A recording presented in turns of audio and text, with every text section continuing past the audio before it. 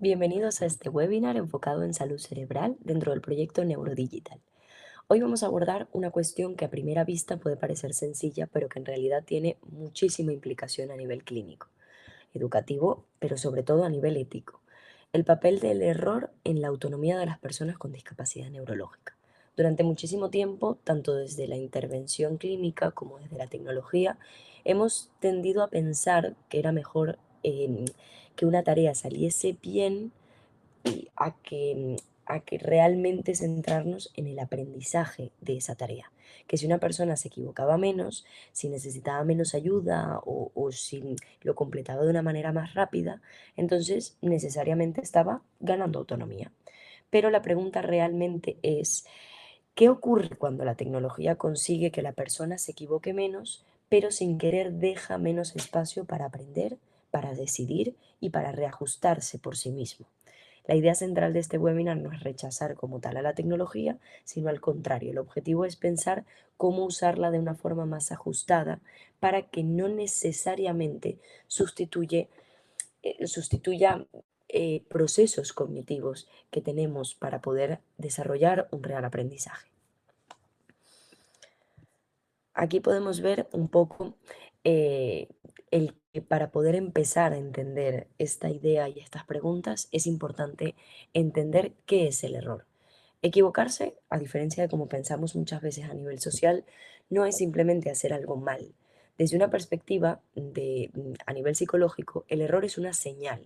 Nos indica que hay una diferencia entre lo que esperábamos que ocurriese y lo que realmente ha pasado.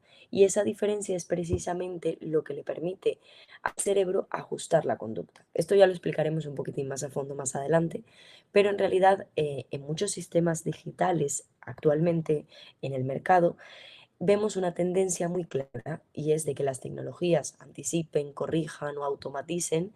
Al final son aplicaciones que nos recuerdan que tenemos que hacer antes de que siquiera se nos haya olvidado, sistemas que nos corrigen automáticamente antes de que terminemos una acción, por ejemplo, el autocorrector cuando enviamos un mensaje. Ya no nos permite pensar y ver en dónde nos hemos equivocado. Ya cuando nos hemos dado cuenta el mensaje está bien escrito. O los asistentes virtuales que simplifican secuencias, organizan rutinas y reducen la posibilidad a que nos desviemos, no vaya a ser que nos equivoquemos en el proceso.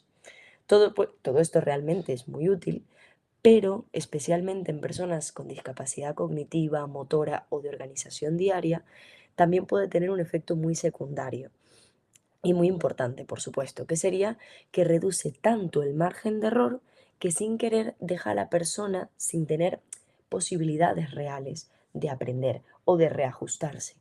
Frente a esta lógica, el aprendizaje real implica una secuencia muy clara, que ya iremos entrando en ella, pero que se basa en equivocarnos, detectar lo que hemos hecho mal y ajustarlo.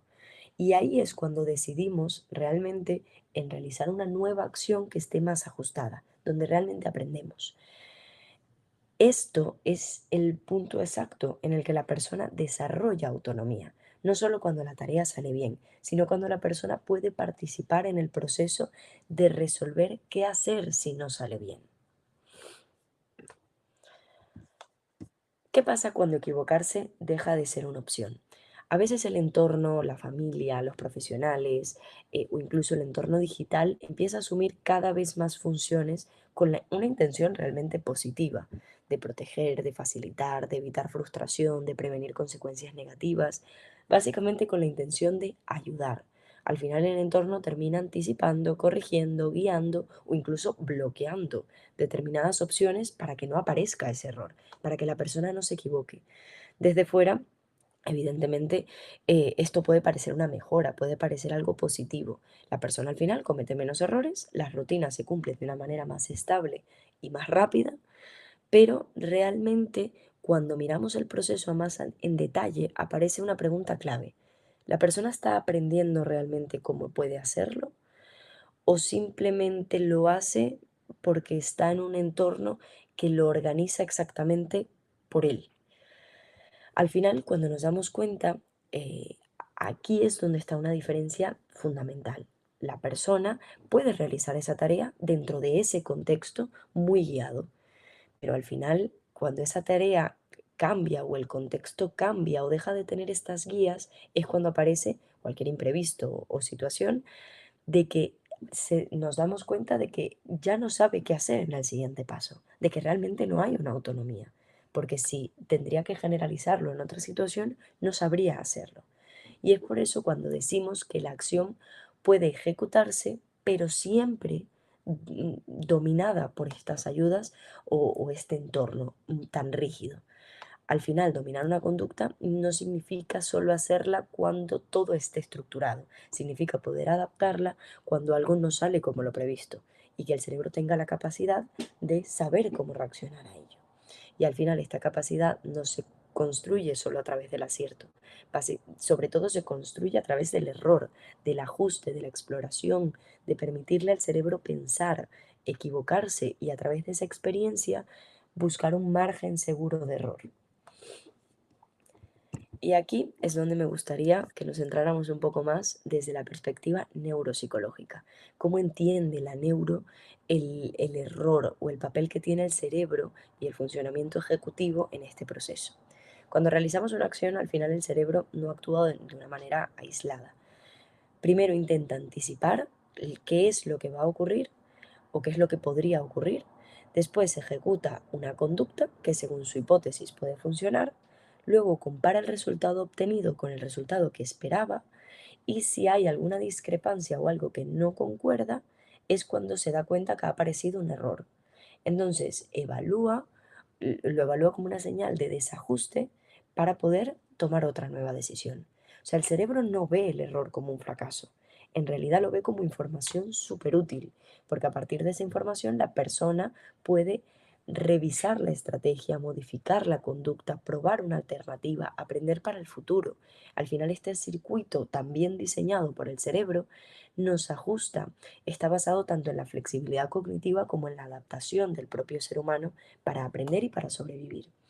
Este proceso durante todo este proceso participan muchísimas funciones ejecutivas como la monitorización, la inhibición, la planificación, la toma de decisiones y la capacidad de cambiar estrategias. Básicamente es lo que nos convierte en seres humanos.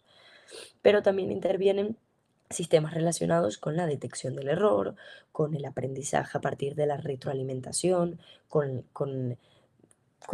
todo el cerebro funcionando para intentar buscar la red neuronal más adaptativa para ese proceso.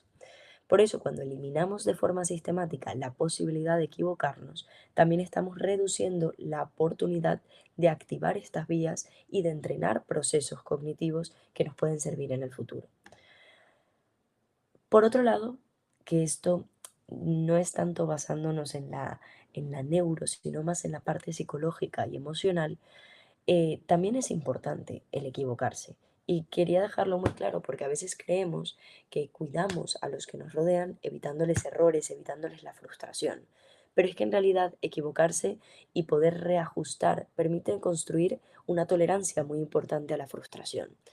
Esa confianza en nuestra propia capacidad, esa sensación de competencia, ese darnos cuenta de que a pesar de que no nos haya salido bien a la primera, podemos seguir haciéndolo, que al final no necesitamos hacerlo todo bien a la primera para poder continuar.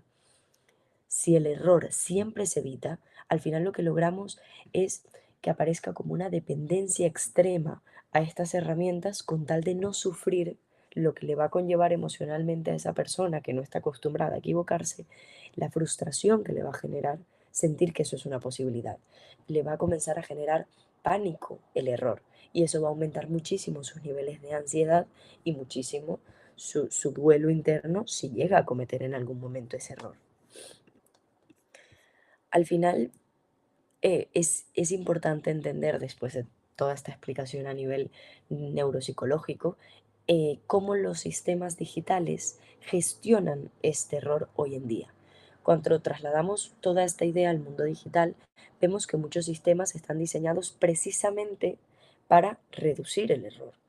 Anticipan necesidades, corrigen respuestas, simplifican opciones y evitan que el error incluso llegue a producirse sin querer, llegando a generar una experiencia evidentemente más fluida, más rápida y más eficiente, pero también una experiencia vacía a nivel de aprendizaje.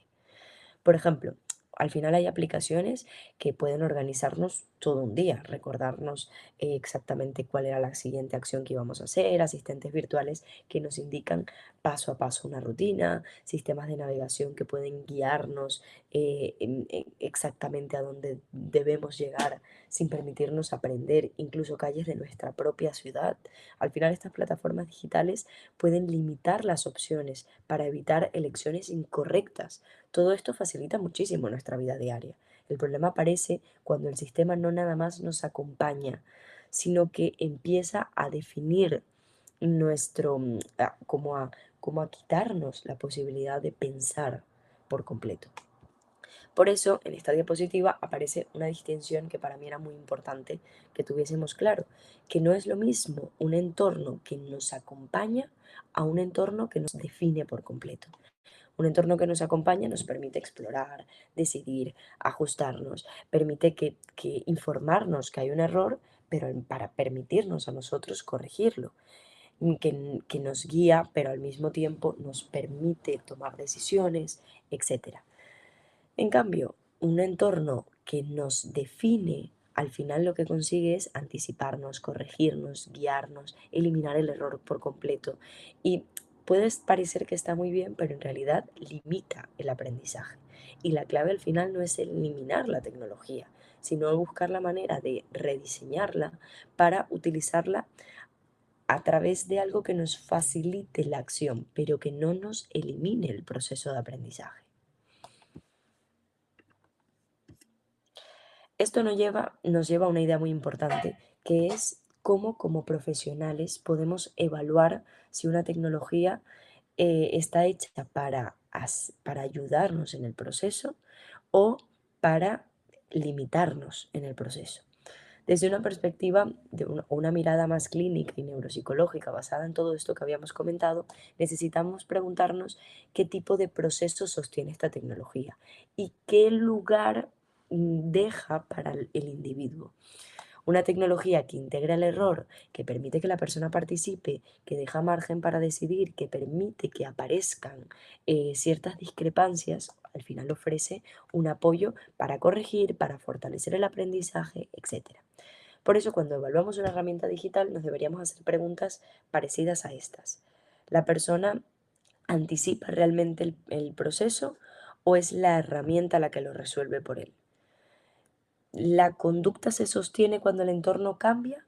Es decir, si la persona puede adaptarse cuando la rutina no es exactamente igual a la que tuvo en el centro en el que la aprendió, o la conducta cambia si el entorno cambia, es decir, que no la puede mantener esa respuesta. Luego, por otro lado, ¿qué ocurre en esa persona cuando ocurre un error? ¿La herramienta le permite que aprenda, que reajuste y que continúe? ¿O incluso evita a que este ocurra? Al final, sobre todo, el que ayuda a generalizar lo aprendido a otros contextos o genera dependencia en el sistema y en las personas que le cuidan. Al final estas preguntas son fundamentales porque nos permiten pasar de hacer una evaluación puramente funcional a una evaluación clínicamente ajustada y por supuesto centrada en lo importante que es en el sujeto, en su autoestima, en su autoconcepto, en su sensación de control y de autonomía. Llegados a este punto, la pregunta me gustaría que se centrara un poco más en cómo podemos implementar la tecnología sin eliminar la experiencia. En primer lugar, es importante reconocer que muchas herramientas digitales son muy útiles, que al final hay aplicaciones que nos ayudan a planificar, que nos pueden ayudar a organizar el día, que nos pueden ayudar a ser realmente asistentes en nuestro día a día.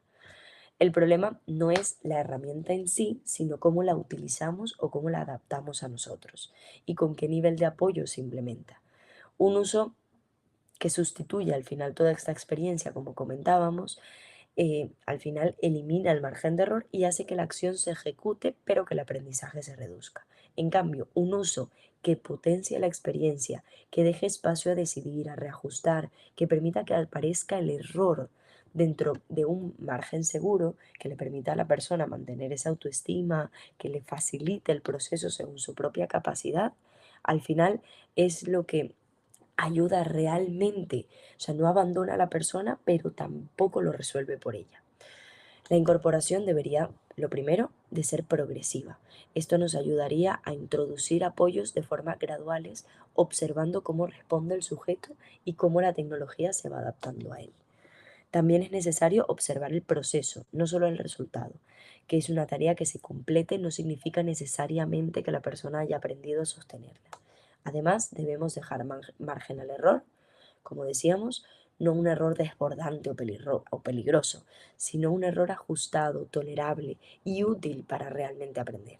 Otro principio clave es reducir progresivamente ese apoyo, para así, al final, irlo adaptando al aprendizaje y a la capacidad que va desarrollando el sujeto.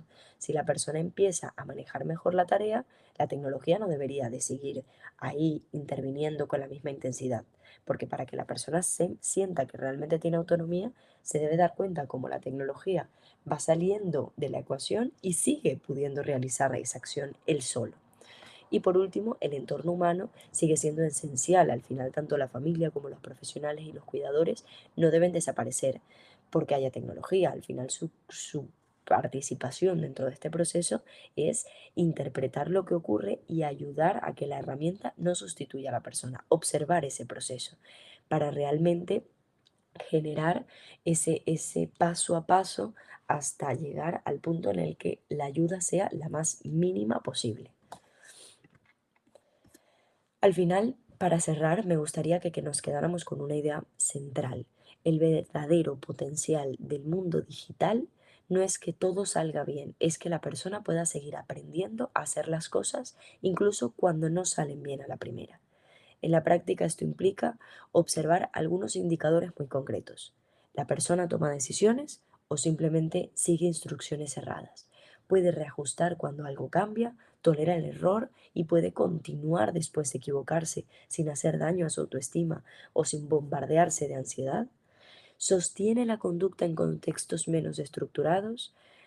Todas estas preguntas al final nos ayudan a diferenciar entre una tecnología que solo se produce para buscar la eficacia extrema o una tecnología que realmente busca contribuir a la autonomía.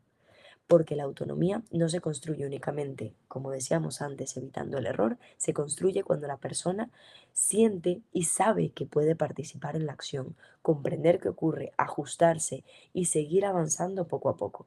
Por eso el objetivo no debe ser crear entornos perfectos donde no existe el error, sino entornos donde equivocarse sigue siendo una oportunidad para aprender dentro de un marco seguro, acompañado y de aprendizaje significativo. Porque para eso estamos, para ayudarles, para personalizar este proceso, para que las herramientas digitales sean un apoyo y podamos sacarle el mayor provecho que tienen, porque lo tienen, pero siempre que sean bien utilizadas. Así que muchísimas gracias por acompañarnos en este webinar de hoy. Espero que haya sido de vuestro interés y que os sea útil. Y bueno, estad pendientes a los siguientes que vayamos publicando. Encantada.